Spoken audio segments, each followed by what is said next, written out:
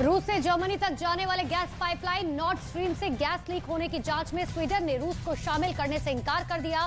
पिछले हफ्ते स्वीडन ने इस गैस पाइपलाइन में 4 जगह आई लीकेज को एक साजिश बताया था। हालांकि रूस को अपनी स्वतंत्र जांच का अधिकार दिया गया है।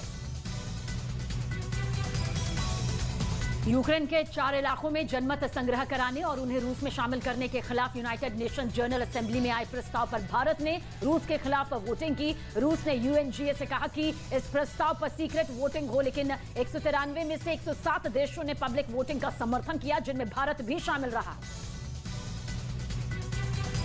राजधानी कीव समेत यूक्रेन के कई इलाकों में हुए जोरदार हमलों के बीच यूक्रेनी सेना का एक नया वीडियो सामने आया। इस वीडियो में यूक्रेन के सैनिक अपनी मिसाइल से रूसी मिसाइल को गिराते दिख रहे हैं। यूक्रेन के राष्ट्रपति व्लादिमीर ज़ेलेंस्की ने कहा कि रूस के ताजा हमलों में यूक्रेन को हुए नुकसान से वो जल्द ही देश को उबार लेंगे।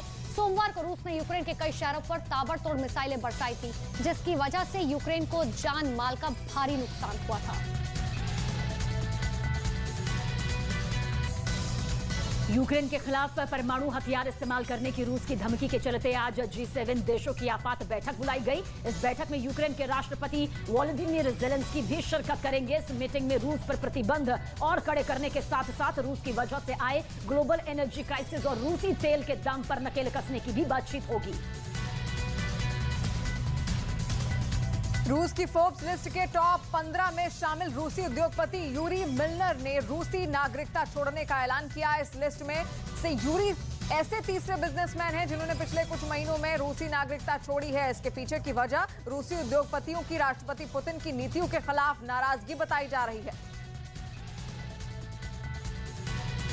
यूक्रेन के कई शहरों पर उसके ताबड़तोड़ हमले पर अमेरिका ने नाराजगी जताई। अमेरिकी राष्ट्रपति जो बाइडेन ने कहा, इन हमलों से पुतिन का क्रूर चेहरा एक बार फिर से सामने आ गया। जो बाइडेन ने कहा, यूक्रेन पर रूस के हमले गैर कानूनी हैं और अमेरिका इस लड़ाई में पूरी तरीके से यूक्रेन के साथ खड़ा है।